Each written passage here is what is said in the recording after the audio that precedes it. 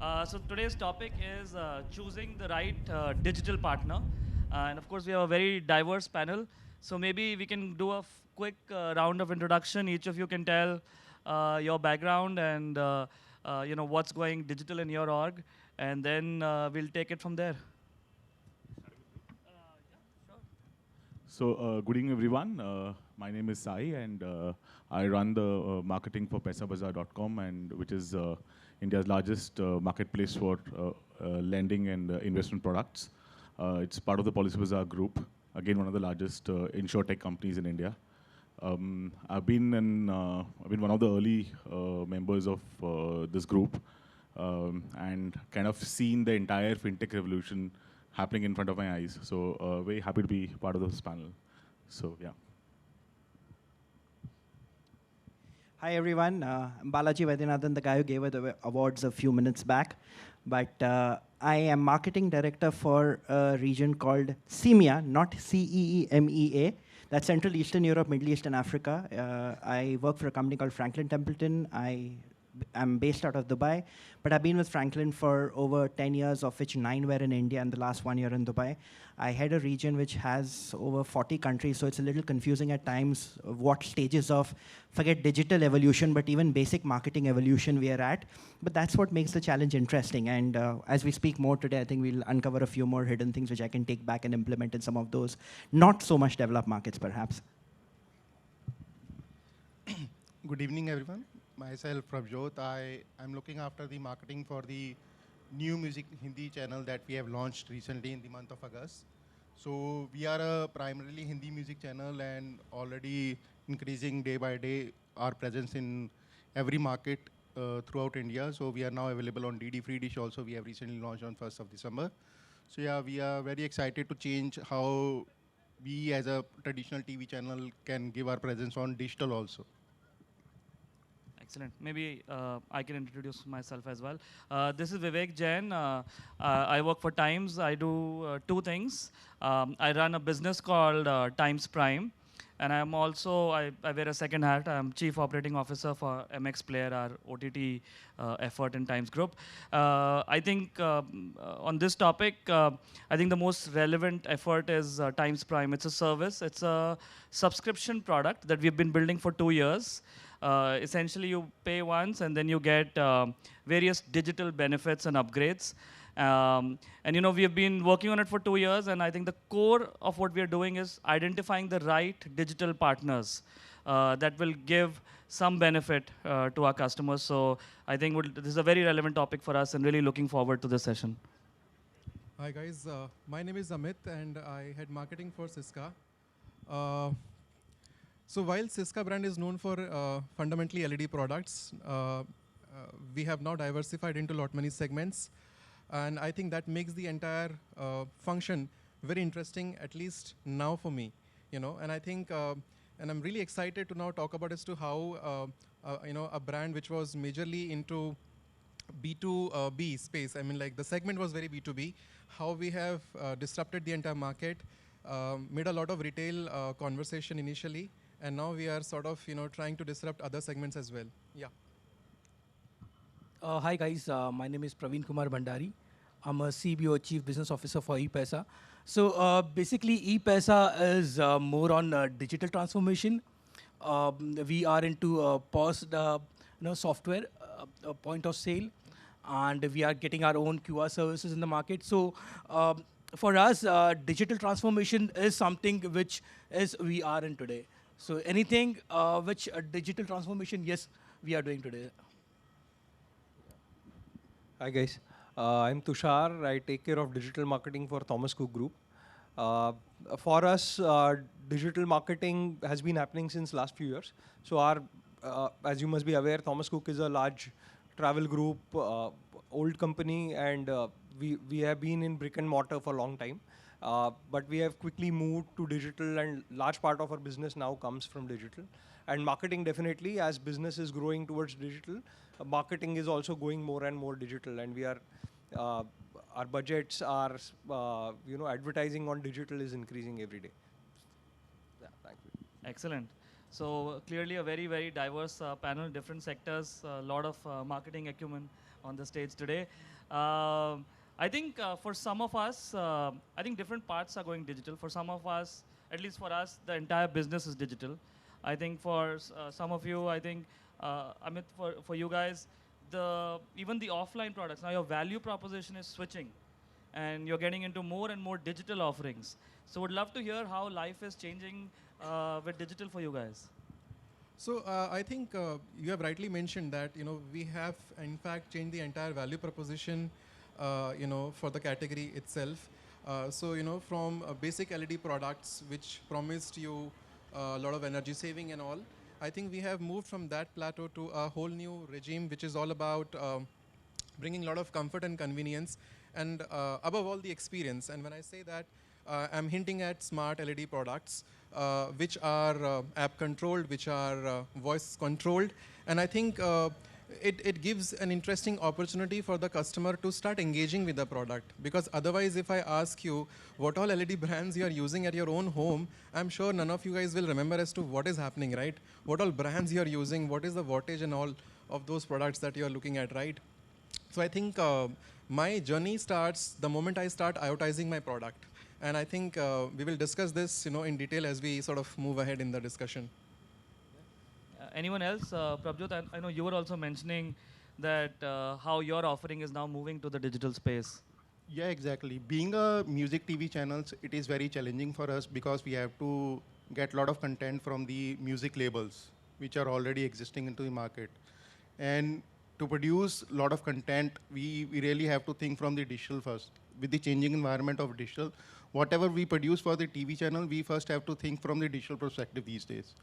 And putting up the content on digital is really in this fast-moving industry wherein a lot of music labels are there. So we sometimes have to create our own music content also, being a music TV channel. So it is very much important for us to be present with the unique content on digital platform to attract audience, because more and more original content we produce for the market and display it on the digital, people will be coming to the TV channel. So that is why it is very important for us to be on a digital platform these days. Excellent. Yeah. So I think for some of us, the value proposition is going digital. But I think for a lot of us also, different functions within the business are going more and more digital. I know, at least for us as an OTT platform, it's all about data. Every aspect of what we do in product, in content, and in every function, we try and collect more and more data, and we digitize everything we can, and that's how decisions are made. Maybe any of you, if you would like to comment on how your day-to-day operations has changed with digital? So you rightly said, with digital, everybody has started looking at data now. Earlier Indian organizations didn't look at data that seriously. In digital, it is all about data. So data is the king. If you have your customers' data, you can do multiple things. Our segment is high value, once in a year or twice in a year transaction kind of a business. So it is very critical to retain that customer. Unless you have his data right, unless you have his information, and unless you try to take more of his wallet share, you can't survive in this business. So large part of your business should come from retained customer.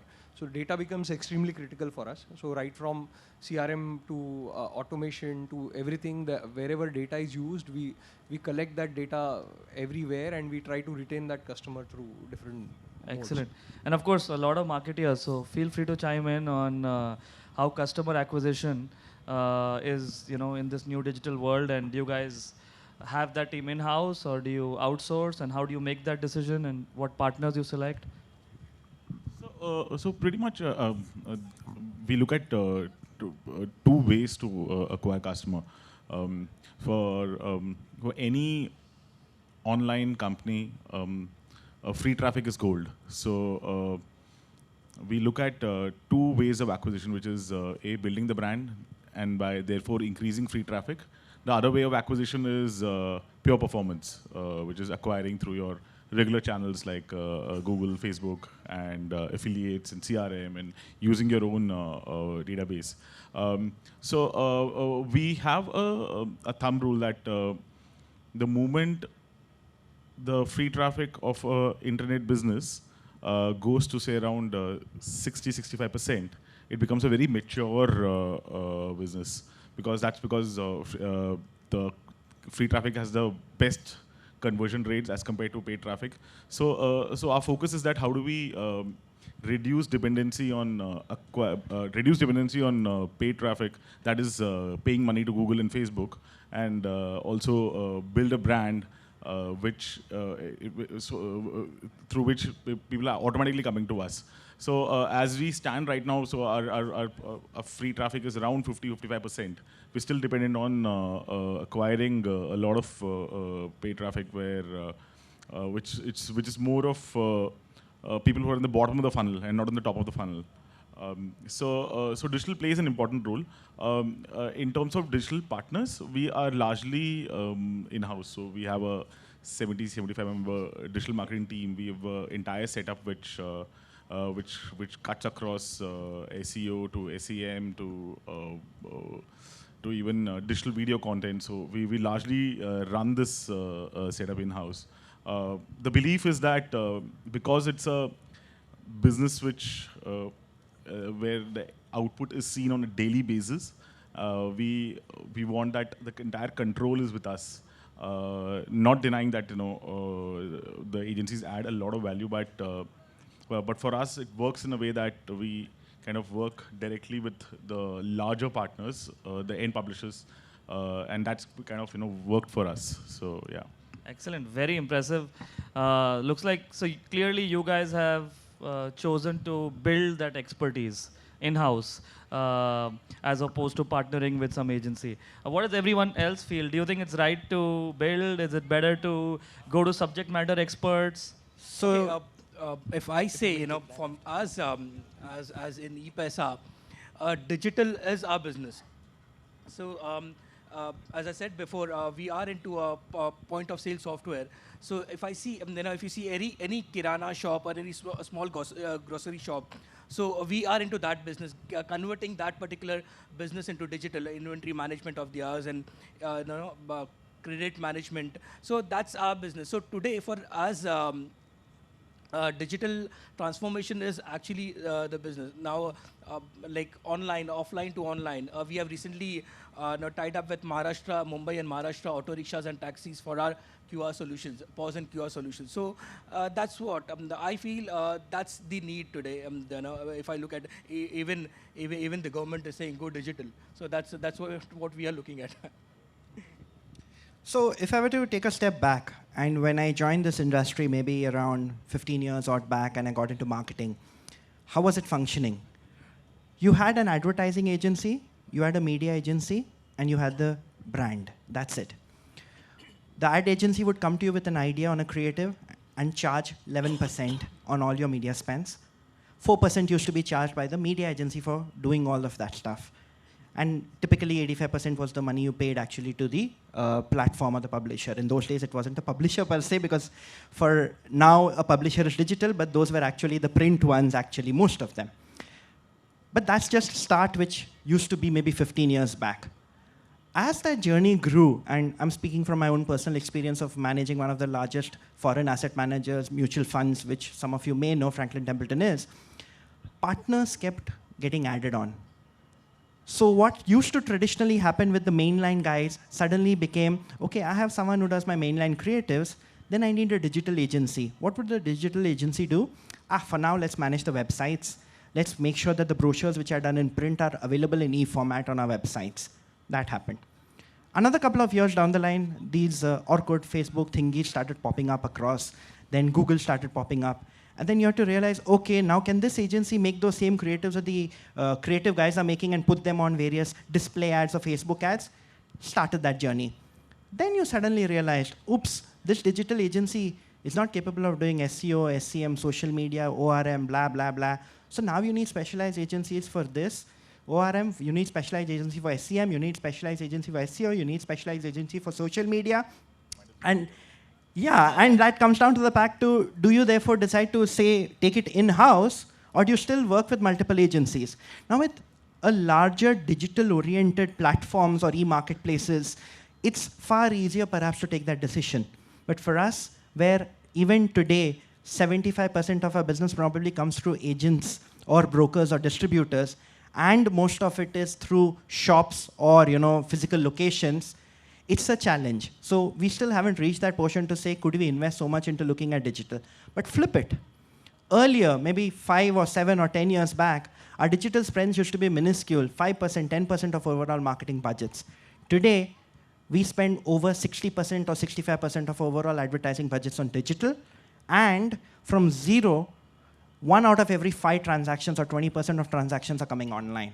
And that too on our platform. I'm not even talking about third-party platforms like Paisa Bazaar, Money Bazaar, etc. So that's how things are changing. So are we going out or are we using internal resources? Today we're still going out because we think we're best optimized for that and we don't have such a large team. But if that 20% changes to maybe a 40, 50, 60%, and we might end up with a 75-member team who will work internally. That's how it's going to be. Vivek, if I could just add one thing. We also work with multiple agencies, like I said, for SEM, for SEO, for creative, because you realize performance agencies sometimes are not as good in creative, so you need a creative agency. So we work with multiple partners, but ecosystem is also pushing us to take certain steps, because say for example, Google is saying put everything on TCPA.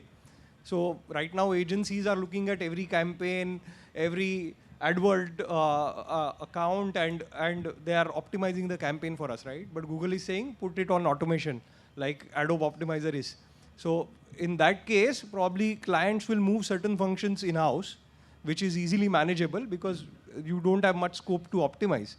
And some functions will still remain with agencies or partners.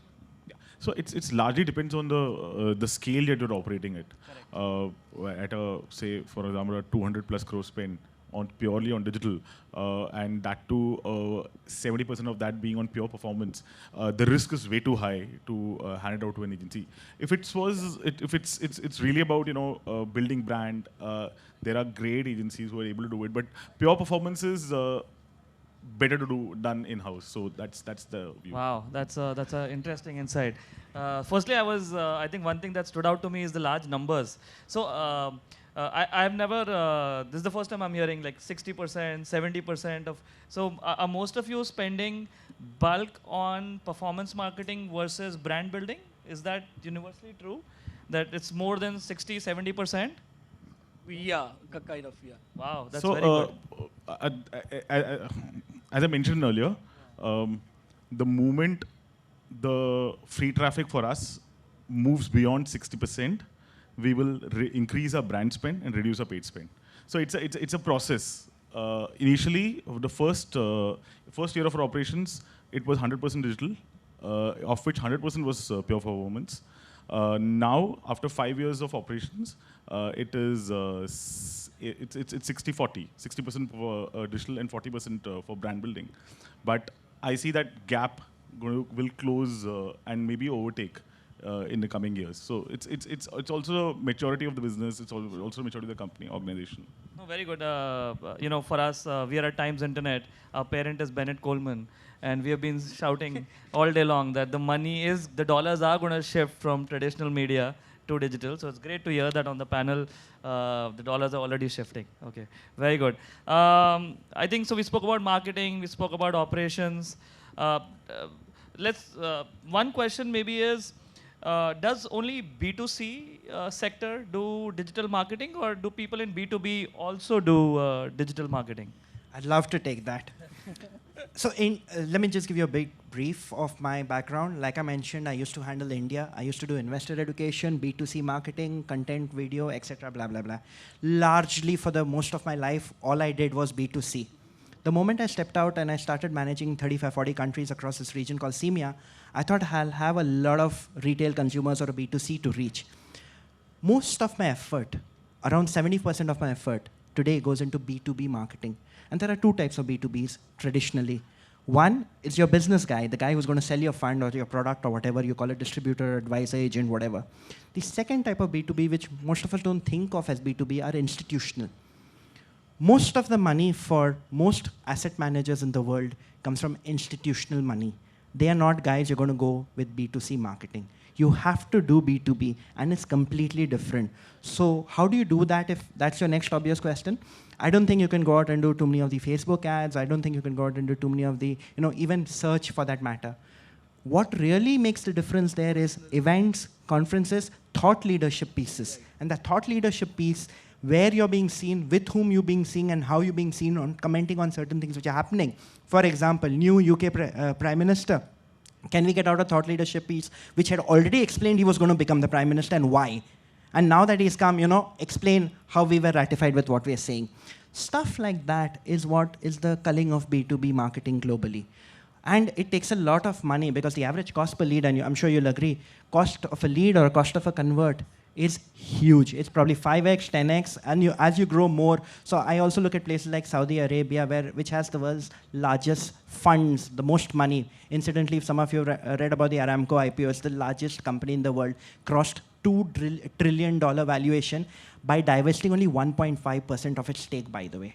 So that's how big it is. Apple is nowhere close to it, in fact, if you look at it from that angle. How do you reach out to those guys? One ticket from him, and I'm sorted. I mean, all my sales guys' targets are done. That's how I need to think and say, okay, where's he going to be? What's he going to see, both online and offline? And that's the B2B challenge. Outstanding. Anyone else on B2B? Okay. Good. Very, very interesting, actually. So on B2C, I think a lot of us, you said, want to keep going deeper in the funnel, right, to the transaction. And I think there are a lot of challenges in the actual transaction in the payment space. So if anyone would want to, chime in on what's happening in the payment space, which partners you guys prefer for digital payments. Yeah, so basically we are, our partners are the payment, we are not a payment service provider. So I think we would get our partners more on a digital platform along with the payment space. That's what I believe in, because our business is more on the software side. So yeah, but definitely without the partners handle, payment partners handle, this business, our end-to-end business cannot survive. So I believe, yeah, that's what we do it in our space. Okay, excellent. I think very insightful, at least for me, how the value proposition to business, to operations, to marketing, to all the way to payments, every aspect of our lives is getting digitized, and some of us use plethora of partners and others are doing it all in-house. So looks like everyone, different things work for different people. I think maybe I'll quickly just open it up to the audience.